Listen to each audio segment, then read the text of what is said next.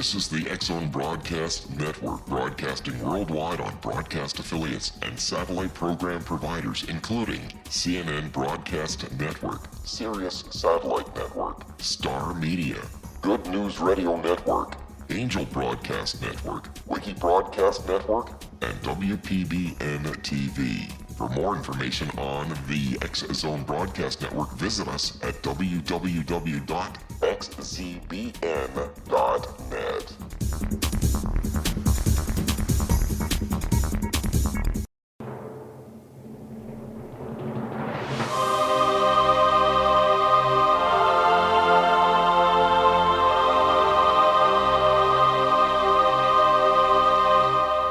The Science of Magic with Gwilda Wiyaka is largely an opinion talk show. All opinions, comments, or statements of fact expressed by Gwilda Wiyaka's guests are strictly their own and are not to be construed as those of the Science of Magic or endorsed in any manner by Gwilda Wiyaka, Relmar McConnell Media Company, its affiliated networks, stations, or employees.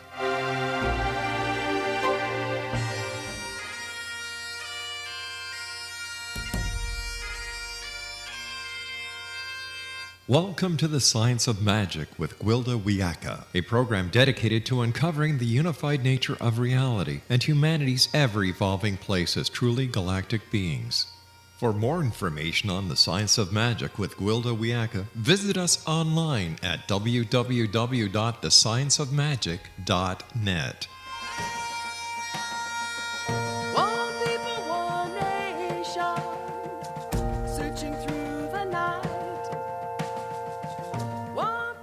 Hello, dear friends, and welcome to the Science of Magic, a program combining the science and magic of today's leading topics to engage evolutionary thought and co-create new solutions. I'm your host, Gwilda Wiyaka. This hour we'll be exploring intuition you can count on. Some common definitions of intuition are quick and ready insight, immediate apprehension or cognition, or knowing or understanding something without reasoning or proof. Which still leaves the following questions. What is intuition? Where does it come from? And is it a reliable source of information? If true intuition does exist, there are some complications inherent in the intuitive process. For instance, when we suffer trauma, as all of us have at one time or another, the natural response is to become hypervigilant of similar circumstances, registering it as dangerous in order to avoid re-injury. This tendency has helped us survive as a species. It also makes it very difficult to discern whether what we are registering is true precognition or simply triggered anxiety from past damage. As well, there's much talk of our belief systems creating our personal reality.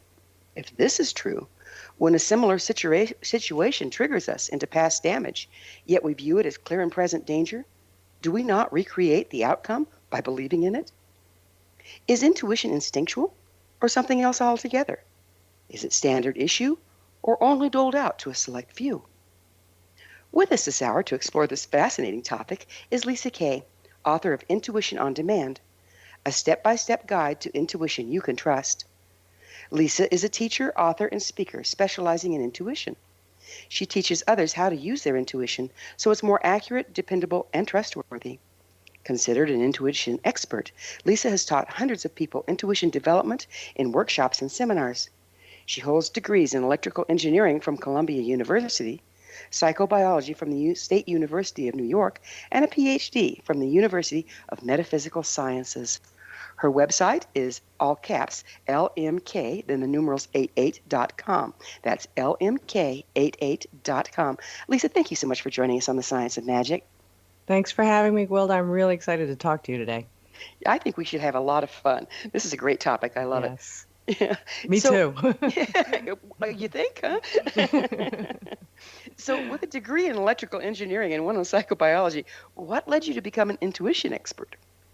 Well, I am the kind of person who's infinitely curious. I just love to figure out how things work. And I figured out if I knew how the world worked, then I could live a better life. And I've always loved science. And so I studied science first and got a degree in psychobiology. I was also interested in the mind and how the mind works. And then went on and was interested in technology, and so I went and studied electrical engineering. But engineering and science and all the studies that go with that really do help explain a lot of things about the way the world works. But one of the things that Western science didn't cover was things that were more transcendental, things that were more intangible, metaphysical.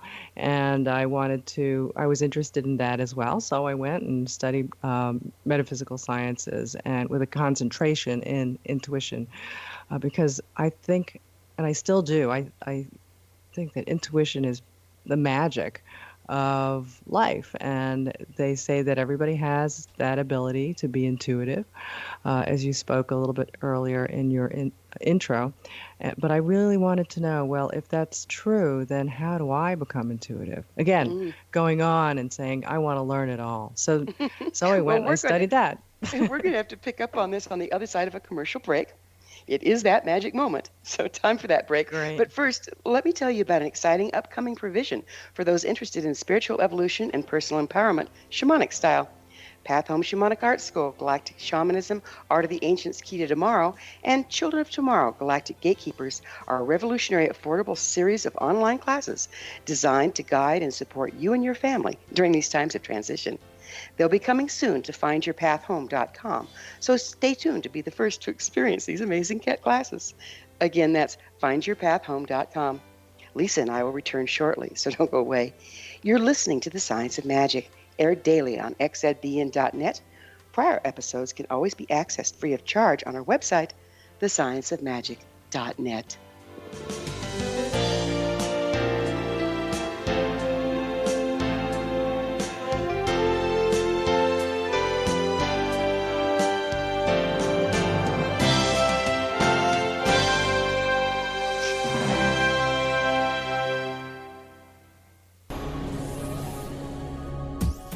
This is the X-Zone Broadcast Network, broadcasting worldwide on broadcast affiliates and satellite program providers, including CNN Broadcast Network, Sirius Satellite Network, Star Media, Good News Radio Network, Angel Broadcast Network, Wiki Broadcast Network, and WPBN TV. For more information on the X-Zone Broadcast Network, visit us at www.xzbn.net.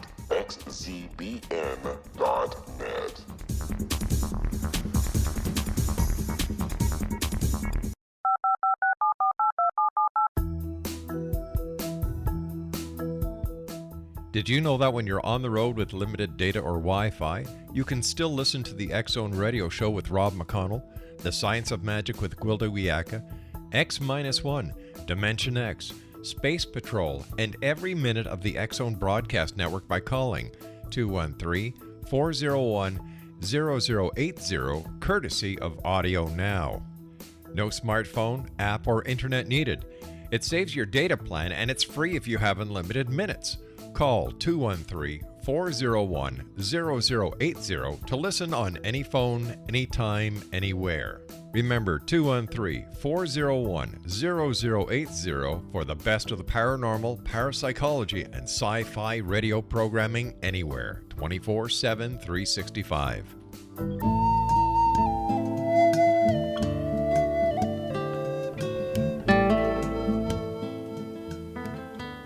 Welcome back. This is The Science of Magic, dedicated to unification and evolution of consciousness. I'm your host, Gwilda Wiyaka. Our guest this hour is Lisa Kay. She's the author of Intuition on Demand, a step-by-step guide to intuition you can trust. Her website, lmk88.com. Lisa, let's all get on the same page here. What exactly is intuition? Okay, so the definition of intuition in a nutshell is knowing without knowing how you know it. Oh, I like that. How can you tell what you're knowing without knowing that you know it is true? Well, it usually gets validated by circumstance, situation, or following, what comes after that knowing. Or it could also be something that we recognize that had happened in the past. So, and most people do. Most people are, oh, I knew that was going to happen, or I had that feeling that that was going to happen, or I knew that person was going to call me. So it has to be validated. So how can we tell that we aren't creating it by believing in it? Well, that's a good question. One of the things that people always ask me is, how do I know the difference between when I'm making it up and when it's real intuition? And intuition is something, it's like a skill, like anything else, and you have to learn how to develop it. Some people are more natural at it and they sort of come into it more easily because it just is a natural skill for them. But we all have it and you can develop it. So the best way to know the difference is two things. The first is to understand the characteristics of intuition and how it comes to you. And the other is to have a technique that you can use to make your intuition happen, be under your control so that you can practice that and learn. And as you practice, you're going to get results that you can validate and say, that was it, that it worked. And then you can remember how it came to you and through that experience, and therefore you know that what the true intuition feels like. So, what about people that, well, most of us have carried, we've had trauma. Let's face it, we get bumps and bruises in life. How much does our past trauma and our reaction to that interfere with our ability to really tell what's coming in intuitively and what's coming in from triggering?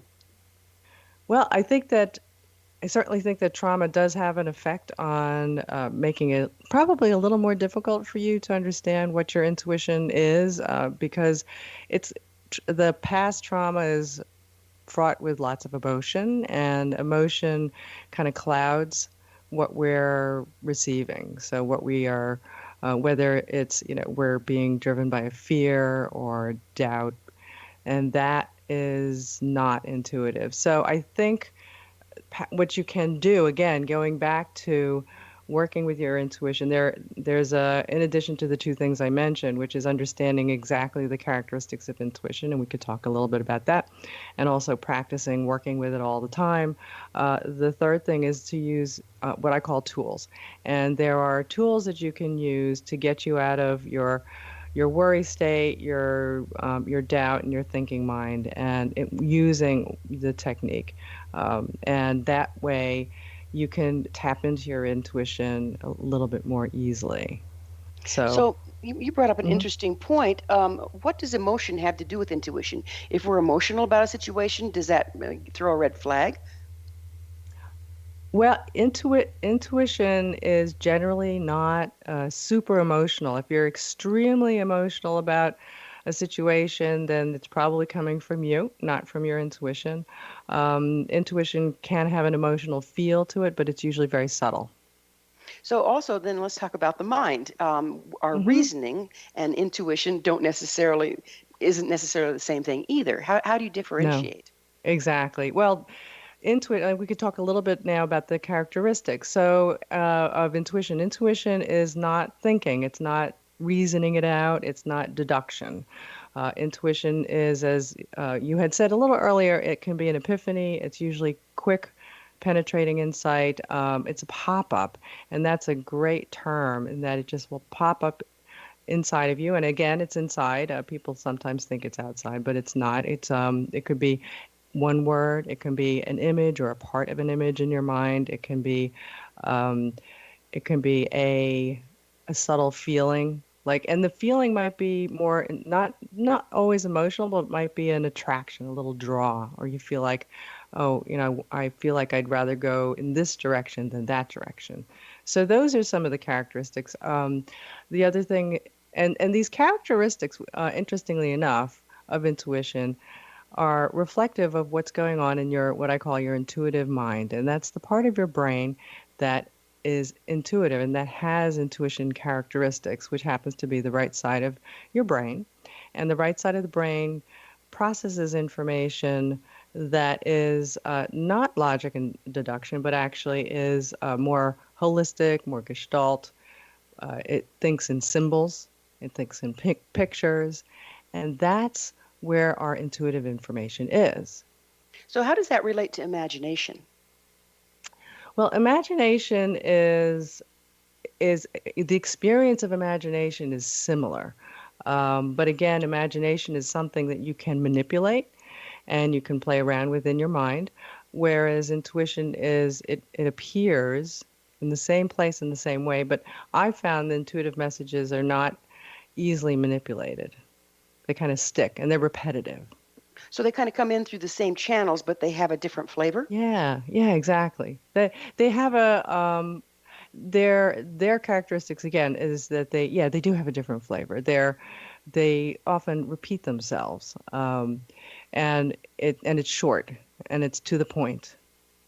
So if a person is, trying to start to figure out the difference between just sitting there daydreaming and Mm. actually having an intuition, that's kind of like splitting hairs almost, isn't it? How do you get that figured out? Yes, exactly. And the way you do it is you have a technique that you practice, and the key is that you have to practice. And just like any skill, if you want to know what it feels like to have intuition, it's the same thing as knowing what it's like to swim or knowing what it's like to play tennis, serve a ball. The only way you're going to know is to actually do it and practice it, right? So if you are learning, you want to know what it feels like to swim, you have to actually get in the water. But then you can't just sink in the water. You actually have to learn a technique to swim. And as you're practicing and learning that how to swim, that skill, you'll start to know and feel like what it is to be swimming. Does that make sense to you? Yes, it does. It's a practice makes perfect kind of thing, right? Yeah, exactly. And so you And start to pick up the mhm. subtle differences. The differences, exactly. And I talk a lot about in the book about not only do I describe the techniques and the characteristics of intuition and also tools, but I also talk about how to practice your intuition and what the proper exercises are and what a really good intuition exercise is versus a bad one. And and when you practice your intuition and you're going to be getting hits and you're going to be getting things right, there's a way to I ask people to remember those by writing them down because when it Hmm. comes to you, it's like, oh, that's how it came to me. I can give you an example. I was practicing my own intuition, and you can do this anywhere, anytime, because you're always out and about, you're making decisions, you're trying to get information. And I was at a doctor's appointment, and I happened to be a doctor that I had seen a few months earlier, and I knew that he was having a back problem. So I was wondering how he was doing. And I thought, oh, I know, I can practice by using my intuition to see if I can get information intuitively about his current back situation. So immediately, a image flashed in my head where he was hunched over on crutches, wearing a white and green striped shirt. And I thought, oh my gosh, that's awful. Don't think like that. And I pushed the image out of my mind. And then I went and used a technique and got more information that was later validated to be correct. And then 10 minutes later, he walks into the room. He was hunched over on crutches, wearing a striped white and green shirt. And I was surprised. Oh goodness, And I this was stuff like, really oh, works. I was like, gosh. But the funny thing was, I realized that the moment that I had thought and asked the question in my mind, oh, I can find out how he's doing intuitively, that image flashed in my mind. It was very quick, and I had pushed it out of my mind because I thought, my mother's always telling me, don't think like that. That's terrible. How could you think Hmm. like that? And I realized, oh, that was it. That's how my intuitive images come. They're fast and they Mm. flash, and I might judge them. So I can't judge it. I have to, hold on to it and remember. So now I know. Oh, and then after that, I started to realize, I began to watch for those flashes of images that pop in my head, and often, they're an intuitive message. So that's how you start to know. You know what? That brings up another question for me on the last little few minutes here we have in this segment, Sure. and that is, what about permission? When we're using our Hmm. intuition, if we direct our intent, and I'd like to talk about that on the other side of the break, Hmm. to look into somebody else's field, where does permission come in? Where does the integrity of that come in on this? Good question. Okay, so this is what I've been taught to do, and this is what I believe in, and I think it's really important. That's a common question, and people are concerned, well, gee, is it ethical? Am I violating something and somebody's, you know, will, so to speak? And what I do is I always set an intention, and I ask for, whatever you want to call it, whether it's God or if it's the other person's higher self or just universal consciousness, which is really everything is part of that. And I say, whenever I use my intuition, I only want information that I'm supposed to have, that I'm permitted to have. So And so I know who decides the supposed to?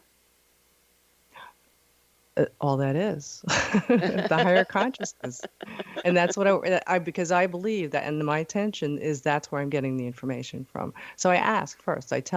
Say, this is what I want. I want only what I'm supposed to have. Okay. And so, but you leave that discernment to the higher source, if you will. Yes, right. Otherwise, if I'm not supposed to know it, they won't send it to me. Nice checks and balances. Yeah. So what about intention? It looks like this is totally intention driven. Is that correct? Yeah, well, I think everything we do is intention driven. I mean, that has an influence, right? We're influencing the energy we're sending out, the things that we're doing, and then the universe is responding, right? Energy is responding. And so, whatever it is, I mean, if you are intending to have goodwill, and I think that will be reflected to you, and also in terms of what you're doing and how things will react to your intentions. And I also believe that that has a really strong effect energetically on what happens in your life and things around you. Now, that doesn't mean that bad things won't happen, but then certainly if you're in the right frame of mind and you've got the good intention and and you're a good person, I think then things will happen for the best. And that's a nice way to live, I think. It takes away some worries. Yeah, yeah. If you say, okay, let's just intend Mm. that whatever I put out's a good thing, kind of covers the bases, doesn't it? Hmm. And you Yeah, have to believe in it. You got to have it in your heart, right? right. You can't just say it. You have to believe it and feel it and then do it. Well, it's time for another short pause. But Lisa and I will return to our discussion on the other side of this break, so don't you dare go away. We're coming to you through the X-Zone Broadcast Network. For leading-edge information on the paranormal, parapsychology, and other exciting topics, don't miss the collection of fine shows and hosts on xzbn.net. You're listening to The Science of Magic, your resource for creative solutions in a changing world, thescienceofmagic.net.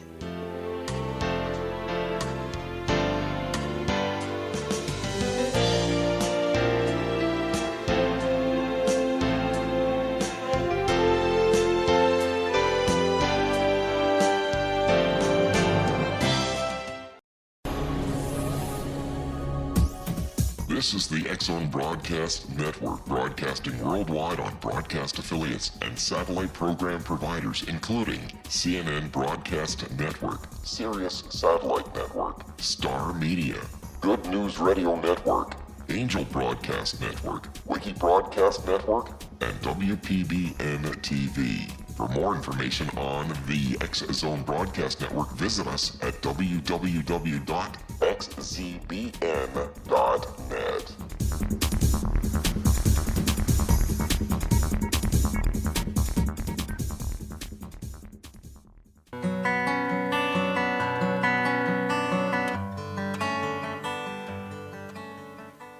Welcome back. This is the Science of Magic, a place where magic and science come together to promote enlightenment. I'm your host, Gwilda Wiyaka. Our guest this hour is Lisa Kay, author of Intuition on Demand, a step-by-step guide to intuition you can trust.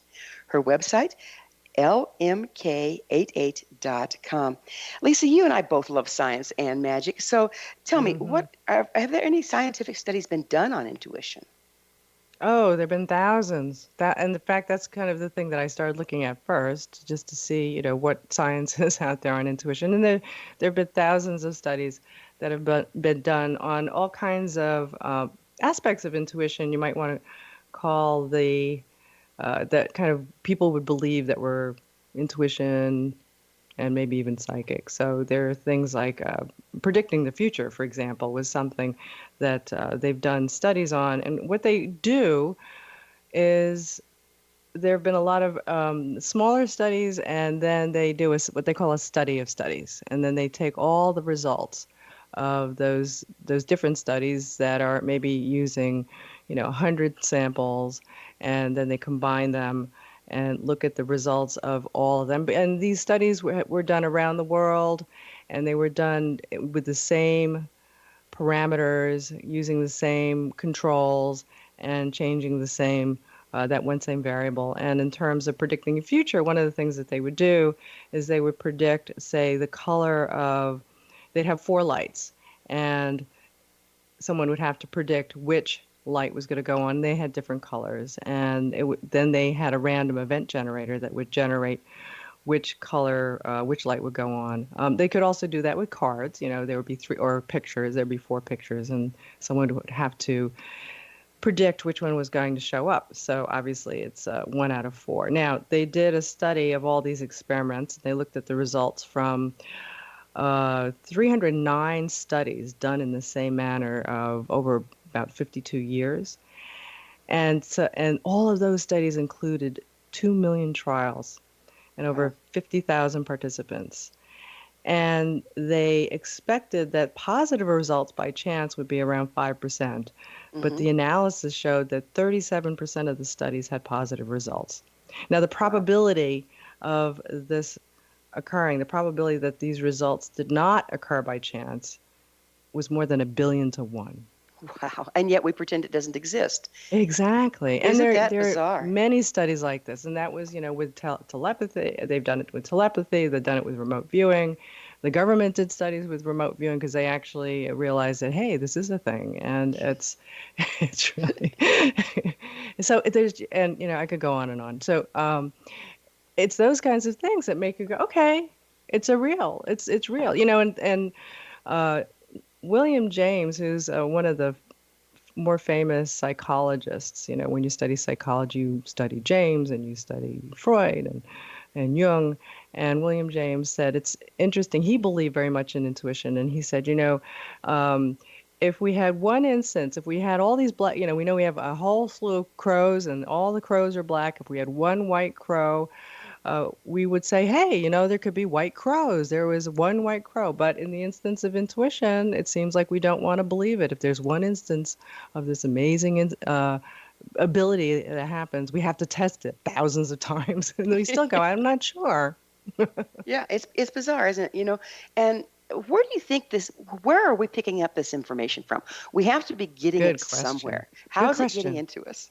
And that's why I studied all the things I did. I also studied the human energy system. I did a lot of studies first I started with Qigong, which is from Chinese, the traditional Chinese medicine. Qigong means energy work, and it's the mother of all energy healing modalities. And I studied a bunch of other healing modalities. And it was interesting that a lot of it sort of comes together with the same understanding and theory of that we have a human energetic system on which our physical body is built, and that human energy system is connected to energy outside of us and around us, and energy's flowing through us, and we take it in and we send it out.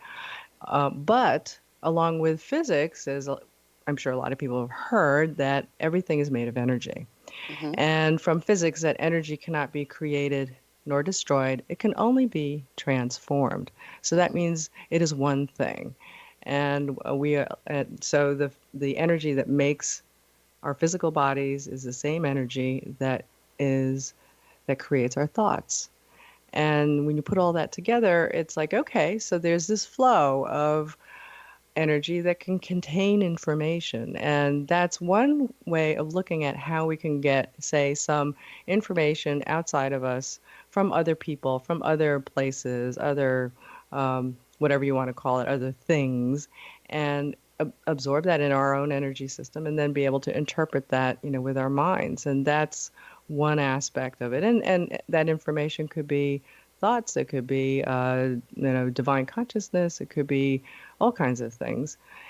And so I think that that's certainly the way we're getting some of this information that we don't know how we know it. And that's so magical. It is magical, isn't it? And it's like, in my lifetime, it's just been validated again and again and again and again. And the one thing that I found, and we're going to slide right back into intention, is if I'm working on a particular project or intending to achieve something, my intuition will tend to hone in on the information I need to know around that thing. Would you mind speaking to that?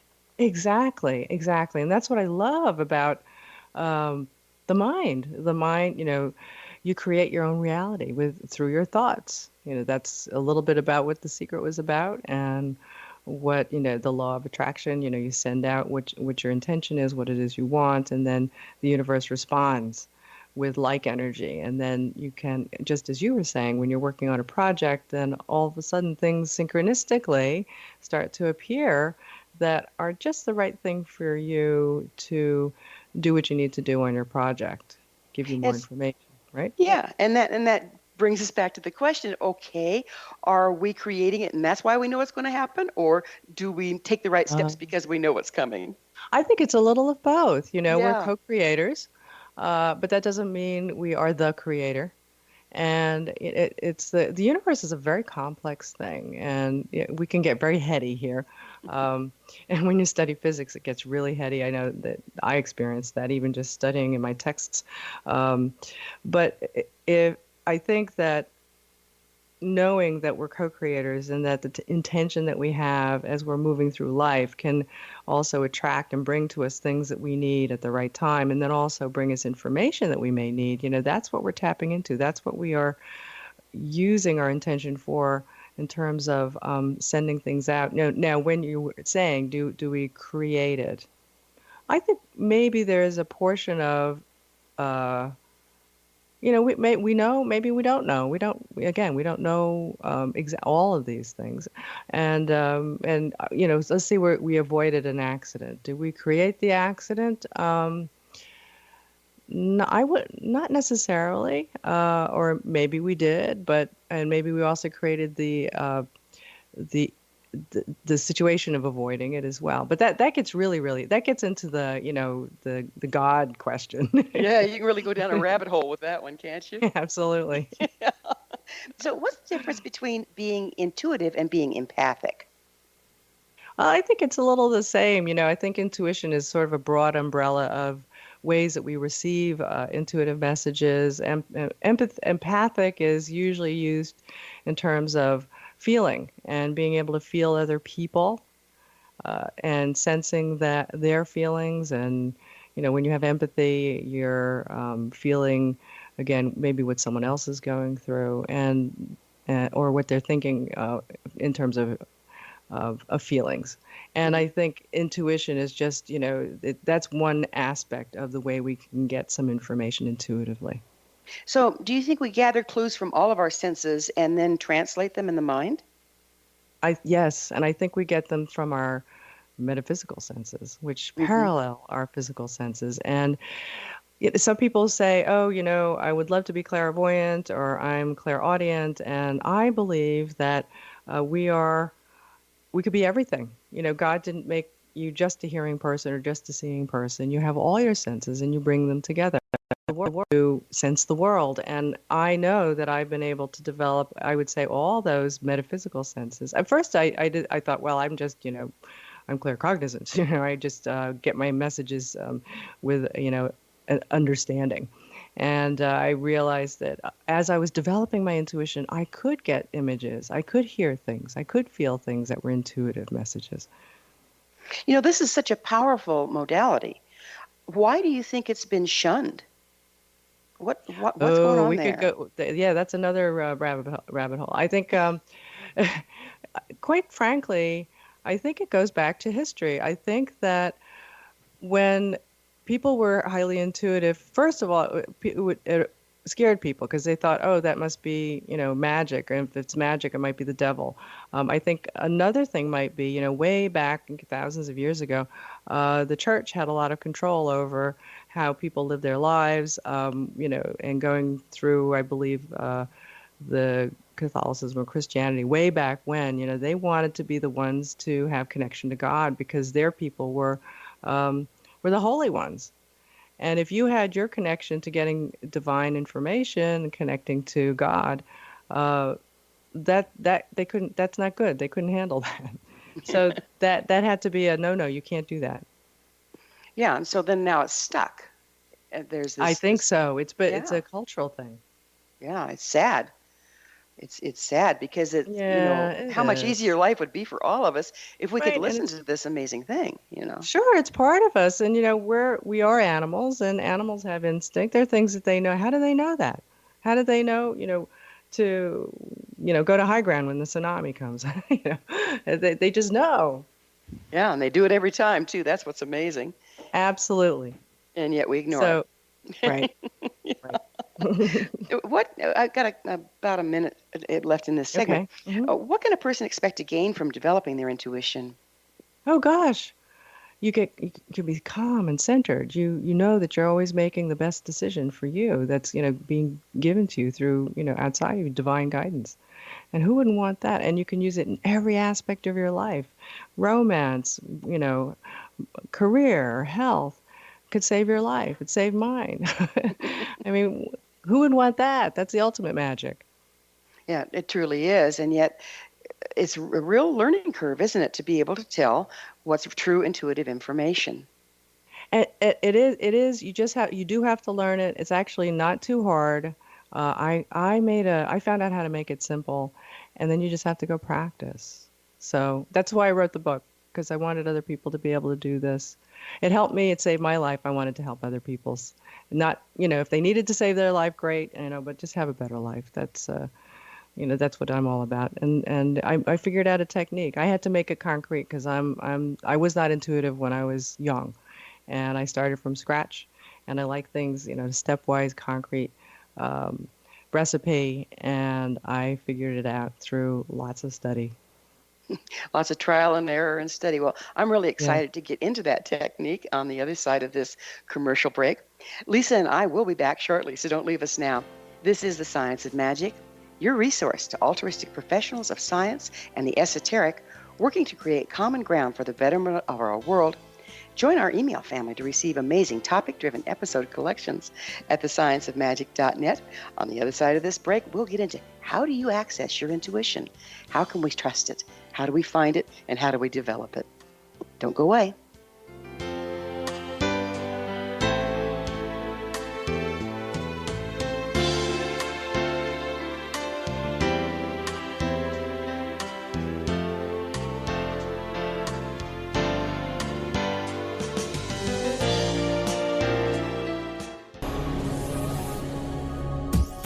This is the TSOM Broadcast Network, broadcasting worldwide on broadcast affiliates and satellite program providers, including CNN Broadcast Network, Sirius Satellite Network, Star Media, Good News Radio Network, Angel Broadcast Network, Wiki Broadcast Network, and WPBN TV. For more information on the TSOM Broadcast Network, visit us at www.xzbn.net.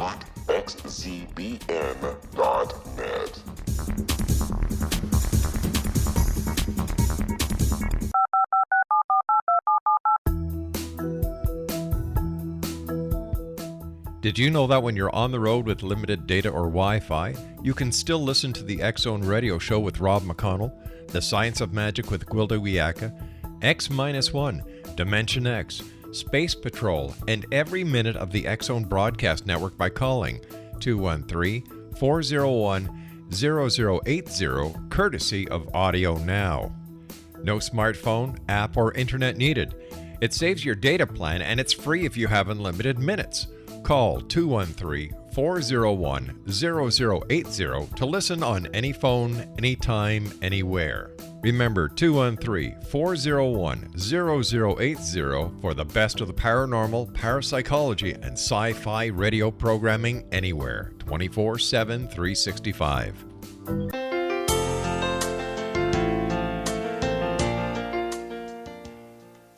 Welcome back. This is The Science of Magic, bringing together gifted people of service to the world. I'm your host, Gwilda Wiyaka. What's up in your world? I always love to hear from my listeners. Email me at info@thescienceofmagic.net and suggest a topic or a guest that's on your mind. You're probably not the only one that would be interested. Our guest this hour is Lisa Kay, author of Intuition on Demand, a step-by-step guide to intuition you can trust. Her website, lmk88.com. So, Lisa, how do we develop our intuition so we have the inside scoop? Great question. Well, let me just start out again.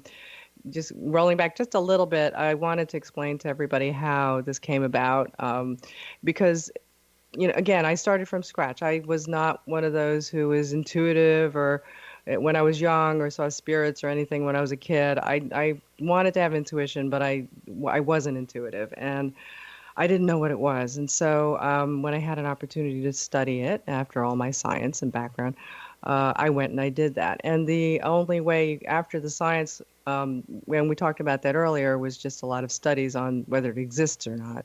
But nothing really went into how do you make it happen? And the only place where that was on the metaphysical side. And, learn how to be intuitive, learn how to be psychic. And so I decided, well, I'm going to be open. So I went out and I did it, and I studied, books and classes, and even in my metaphysical studies, everything I could get my hands on. And one of the things that you have to do is go out and practice and go out and do it. So I actually went out and I started to do intuitive readings for people, and I became a sold-out intuitive reader, much to my surprise, because I didn't really want to do that, but it started to work for me, and it actually, one day it saved my life. And that was when I realized, okay, that, I can't keep this to myself. Let me teach other people. So I started to teach little groups, and they grew to 100 people. And then after that, I started teaching classes and talking about it. And then people started asking me, well, is there a book I can read? And I said, no. This is I developed this because what I did was I took the things that worked for me, the things that made me successful. And again, I have to make it very stepwise and concrete. And I also studied people who were highly intuitive and watched how they were doing their readings, be very scientific about it. And I started to see they were doing things that they weren't telling you in their class. And that's because they were born intuitive. They were very psychic. And so they just did it. And I started to see, oh, there's something else going on there. And that's what's in the technique. And that's what I learned how to do. So let me tell you what the technique is. The technique is basically, it's 5 steps, A, B, C, D, P. And the first step will help you trigger your intuition, make it happen when you want, which is A is ask. So you have to ask a question. And you're asking your intuition, not yourself, as if you're asking something that's beyond you. And you can ask it a question. It could be, what's my best friend having for lunch today? So you're isolating out where you're seeking the information from, rather than the soup of input that we get. Yes. Well, you're going to ask a question. Now, what happens when you ask a question in your mind? Your thinking mind responds and your intuition responds. And so the key is to know what the intuition characteristics, which I explained a little bit earlier. And yeah, right. So that's A. And then B is to be open. And you have to be relaxed and open. And I have a key secret about that. That's in the book on what it's like to be open. And it's not connecting to spirit, and it's not going into your heart, because I never understood that. It's a little bit like when you're there being open and watching TV and receiving. And the key there is actually the state you're in when you ask the question, where's the bathroom? I'll give you the hint on that. But you got to go read the book to get the rest, because I don't think I can talk to you about that here. So that's A, B, and then C is to collect the pop-up, the piece of intuitive message that comes to you. It's going to come in a word or a piece of an image or a sound or a feeling. And then D is to do this cycle again, to do ask, be open, and collect again, because you're going to get pieces of intuitive information. And one piece isn't enough. You have to collect them. And as you collect them, it starts to make sense to you. Oh, so it's like getting evidence, because we can draw the wrong conclusion. Exactly. Right. And then the last one is P, which is to practice. And you have to practice a lot and practice the right way. And as you're doing this, you're going to, and I gave you an example of a good intuition exercise. I'm going to see if I can use my intuition to find out what my best friend had for lunch today, because I wasn't with her, and see what pops up. And I'll give you an example. I was doing a reading for a woman who hadn't told me anything about herself, and she just wanted a general message. So at the time, I used angel cards, and I flipped open a card, and my intuition had me look at the pictures, not the words. And in the picture was a lot of green, a lot of leaves and plant life. And to me, I knew from my experience that green means healing. And so that was one piece. And so I went back and I asked my intuition, okay, why are you showing me green? What else do I need to know? And then my eye was drawn to a tiny little piece of a drawing of a bench, a stone bench in the picture. And it was so small, I could barely see it. And I asked my intuition, okay, now you give me green, you gave me this bench. Why are you showing me the bench? And I got that it was a desk. I said, okay, a desk. What does the desk have to do with anything? And then I felt that it was a symbol for knowledge, for the mind. So I've got healing and I've got now mind, right?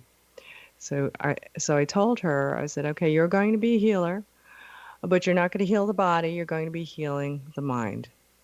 And she told me that she was, I'm studying right now to be a clinical psychologist. So that's how it works. What fascinates me here is it looks to me like, and correct me if I'm wrong, you're using synchronicity and cards and coincidence and then interpreting symbology. Yes, I would say most of it is symbol. Sometimes it's an understanding and knowing. It's what it's like. It's like this: is you're collecting little pieces of intuition messages that are coming to you, and again, you'll recognize them through their characteristics, and you're kind of laying them out on the table. And then as you do that, you see the pieces start to form or have meaning. It's almost like when you're walking through a fog. Or if you see a ship coming through the fog, you don't see it all at once, right? You only see a little piece here.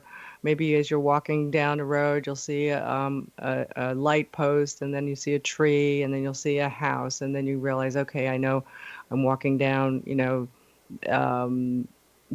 through somebody's, past someone's house. And so that's what happens. All the little pieces start to come together. And that's what is happening when someone actually does an intuitive reading for you. They're getting the pieces, they're using the symbols, as you said, they're getting the meaning, and then they're telling you what the overall meaning is. So how important is it for the person to also be able to interpret the messages that are coming to them through you? Oh, you mean if someone were to come, you mean for themselves or for? Right. So no, what I'm saying is you're doing a reading. What's it like if you just give them the symbols and let them discern what it means? Oh, well, that may be difficult because, again, like I told you, the symbols are my symbols, right? So, and that's the meaning. Excuse me. So for me, the color green means healing. Because I've done, I was doing other readings and I was also getting other messages many, many times before. And healing was always, when green appeared, it was always meaning healing. So do you set... But for someone else, it might not mean the same thing. Right. So do you set your intent to get your symbols rather than their symbols because you're working in their field? Well, the way the mind works is the mind is going to talk to you. Your brain is going to be representing things and things that you understand, right? Got it. So so that's what's happening is you're looking at what your intuitive mind is giving you, and it works within you. It's not it can only represent things to you that have meaning to you because it's your mind. Can you explain why some intuitive information comes to pass and others do not, even though it has the same hallmark and everything? Okay, so that's one of the things those are things like, wow, my intuition doesn't always seem to work. Well, it may be working for you. It just might be a few things. It might be number one, you misinterpreted it. It might be something that's happening in the future. It might be that, or it might be something that's not, you weren't right, that you missed it. Pretty fascinating. So you found, I'm sure, that as the more you worked with it, the more accurate you could become. Do you think, and we're just a few seconds left here, do you think that the world is going to change as a result of us accessing our intuition? Yeah, absolutely. Can you imagine if everybody in the world was highly intuitive and connected to divine source? we'd always be, on the right path for everybody's highest good because we're all one. That could be a beautiful thing, couldn't it? Well, Lisa, Absolutely. I can't thank you enough for being part of the solution rather than part of the problem. And Oh, thank you. thanks for being on the show. Thank you for having me. It was great. Thanks, It was Gwilda. great. Time flies and we're out of it. But Lisa was on the show. It was wonderful to have her talking about intuition and how we can access our own. Her name is Lisa Kay, and she's the author of Intuition on Demand, a step-by-step guide to your intuition you can trust. You can find her information on her website, lmk88.com. This has been The Science of Magic.